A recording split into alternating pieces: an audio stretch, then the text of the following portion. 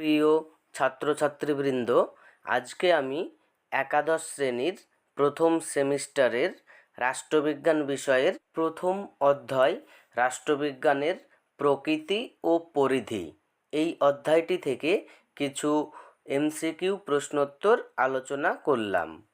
এসো তাহলে প্রশ্নগুলি দেখে নিই। 1. রাষ্ট্রবিজ্ঞান হলো একটি সামাজিক বিজ্ঞান। 2. রাষ্ট্রবিজ্ঞান হলো একটি প্রগতিশীল বিজ্ঞান। 3.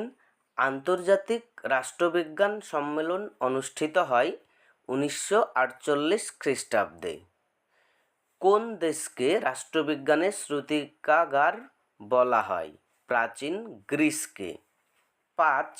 প্রাচীন গ্রিসের রাষ্ট্রকে বলা হয় পলিস। 6. রাষ্ট্রবিজ্ঞান শব্দটি প্রথম প্রয়োগ করেন লিবনিজ বা লাইবনিজ। 7. প্রাচীন রোমে রাষ্ট্রকে বলা হয় সিভিটাস। 8. রাষ্ট্রবিজ্ঞানের জনক হলেন অ্যারিস্টটল। 9. অ্যারিস্টটলের লেখা গ্রন্থের নাম পলিটিক্স। 10. পলিটিক্স শব্দটি এসেছে গ্রিক শব্দ পলিস থেকে। 11. দ্য রিপাবলিক গ্রন্থের লেখক প্লেটো। 12. সোশ্যাল কন্ট্রাক্ট গ্রন্থের লেখক রুশো। 13. রাজনীতি হলো মূল্যের কর্তৃত্বমূলক বন্টন, বলেছেন ডেভিড স্টোন। 14. আধুনিক রাষ্ট্রচিন্তার জনক হলেন ম্যাকিয়াভেলি। 15. রাষ্ট্রবিজ্ঞানের শুরু ও সমাপ্তি রাষ্ট্রকে নিয়ে, বলেছেন গার্নার। 16. রাজনীতি হলো সমাজের প্রতিরূপ, বলেছেন মিলার। 17. উপযোগিতাবাদের প্রবক্তা হলেন জেরেমি বেনথাম। 18. মার্ক্সবাদের রূপকার হলেন কার্ল মার্কস ও এঙ্গেলস। 19. রাষ্ট্রবিজ্ঞান কী নিয়ে আলোচনা করে? রাষ্ট্র ও সরকারকে নিয়ে। 20. শ্রেণী সংগ্রামের কথা বলেছেন কার্ল মার্কস। 21. রাষ্ট্রবিজ্ঞান হলো রাষ্ট্রের বিজ্ঞান, বলেছেন ব্লুন্টসলি। 22. রাষ্ট্রবিজ্ঞানকে শ্রেষ্ঠ বিজ্ঞান বলেছেন অ্যারিস্টটল। 23. রাষ্ট্রবিজ্ঞান প্রগতিশীল বিজ্ঞান, বলেছেন লর্ড ব্রাইস। 24. রাষ্ট্রবিজ্ঞানের রাষ্ট্রকেন্দ্রিক বা সাবেকি সংজ্ঞা দিয়েছেন ব্লুন্টসলি, গার্নার, গেটেল ও রবসন। 25. রাষ্ট্রবিজ্ঞানের অরাষ্ট্রকেন্দ্রিক বা আধুনিক সংজ্ঞা দিয়েছেন ডেভিড স্টোন, রবার্ট ডাল, মিলার। 26. উদারনীতিবাদের মূল কথা হল স্বাধীনতা। 27. একজন নয়া উদারনীতিবাদ তাত্ত্বিক হলেন রবার্ট নোজিক। 28. অ্যারিস্টটল সরকারের শ্রেণীবিভাগ করেছেন 3 ভাগে। 29. উদারনীতিবাদের দুজন প্রবক্তা হলেন জন লক ও অ্যাডাম স্মিথ। 30. রাষ্ট্রবিজ্ঞানকে বিজ্ঞান বলে স্বীকার করেন না মেটল্যান্ড। 31. রাষ্ট্রদর্শন হল রাষ্ট্রবিজ্ঞানের তত্ত্বগত দিক। 32.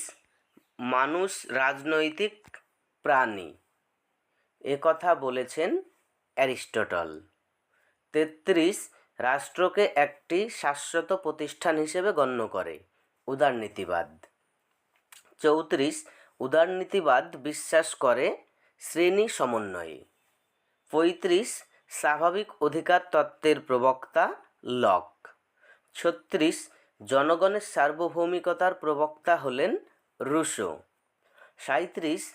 নগর রাষ্ট্রের প্রথম উদ্ভব হয় প্রাচীন গ্রিসে। 38. রাষ্ট্রবিজ্ঞান পাঠের দুটি দৃষ্টিভঙ্গি হল সাবেকি ও আধুনিক। 39. কমিউনিস্ট ম্যানিফেস্টো প্রকাশিত হয় 1848 খ্রিস্টাব্দে। 40. শ্রেণীহীন ও রাষ্ট্রহীন সমাজ ব্যবস্থাকে মার্ক্সবাদীরা বলেছেন সাম্যবাদী সমাজ। 41 রাষ্ট্রবিজ্ঞান পাঠের দুটি পরস্পর বিরোধী দৃষ্টিভঙ্গি হল উদারনীতিবাদ ও মার্ক্সীয় দৃষ্টিভঙ্গি। 42 রাষ্ট্রবিজ্ঞানকে একটি পর্যবেক্ষণমূলক বিজ্ঞান বলেছেন ল্যাসওয়েল। 43 সমাজে যে কোনো বিরোধ ও তার নিষ্পত্তির ফল হলো রাজনীতি বলেছেন অ্যালান বল। 44 একজন আধুনিক আচরণবাদী রাষ্ট্রবিজ্ঞানী হলেন ল্যাসওয়েল। 45 মার্ক্সবাদে উৎপাদন ব্যবস্থাকে বলা হয় সমাজের অর্থনৈতিক বুনিয়াদ। 46 বহুত্ববাদী তত্ত্বের অন্যতম প্রবক্তা ল্যাস্কি। 47 রাষ্ট্রবিজ্ঞানের ব্যবহারিক দিক হল রাজনীতি। 48 মানুষ চিন্তাশীল জীব বলেছেন হেগেল। 49 রাষ্ট্রবিজ্ঞানকে বিজ্ঞান বলেছেন মন্তেস্কু।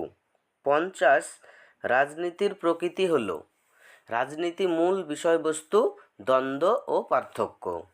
51 রাজনীতির উৎস হল শ্রেণীবিরোধ ও মানুষ। 52 রাষ্ট্রবিজ্ঞান পাঠের উপযোগিতা হল রাষ্ট্রবিজ্ঞান পাঠের ফলে রাষ্ট্র, সরকার, আইন প্রভৃতি বিষয়ে তাত্ত্বিক ও ব্যবহারিক জ্ঞান লাভ। 53 রাষ্ট্রবিজ্ঞানকে বিজ্ঞান বলার পক্ষে যুক্তি। অন্যান্য বিজ্ঞানের মতো রাষ্ট্রবিজ্ঞানও পর্যবেক্ষণ, অভিজ্ঞতা এবং বিভিন্ন পদ্ধতির মাধ্যমে নাগরিকদের আচার আচরণ সম্বন্ধে সুসংবদ্ধ জ্ঞান অর্জন সম্ভব। 54 রাষ্ট্রবিজ্ঞানকে বিজ্ঞান না বলার পক্ষে যুক্তি। রাষ্ট্রবিজ্ঞানের বিষয়বস্তু ব্যাপক, জটিল ও অনিশ্চিত। পদার্থবিদ্যা বা রসায়নবিদ্যায় যেভাবে পরীক্ষণ, পর্যবেক্ষণ চলে তা রাষ্ট্রবিজ্ঞানে সম্ভব হয় না। 55 রাষ্ট্রের সঙ্গে রাজনীতির সম্পর্ক। রাষ্ট্র ও রাজনীতি ওতপ্রোতভাবে যুক্ত। রাষ্ট্র আছে বলে রাজনীতি আছে। 56 রাজনীতি কি? রাজনীতি হলো সরকারি সিদ্ধান্ত গ্রহণের প্রক্রিয়া। 57 রাজনীতির সঙ্গে সংশ্লিষ্ট বিষয়গুলি হলো আদর্শ, উদ্দেশ্য ইত্যাদি। 58 রাজনীতির পরিধি হলো ব্যাপক। 59 রাজনীতিতে শেষ কথা বলে সমাজবদ্ধ মানুষ। এই হচ্ছে প্রথম অধ্যায় থেকে কিছু এমসিকিউ প্রশ্নোত্তর। পরবর্তী অধ্যায়ের ভিডিওগুলি পেতে চ্যানেলটি সাবস্ক্রাইব করে পাশে থাকা বেল আইকনটি অন করে রাখো।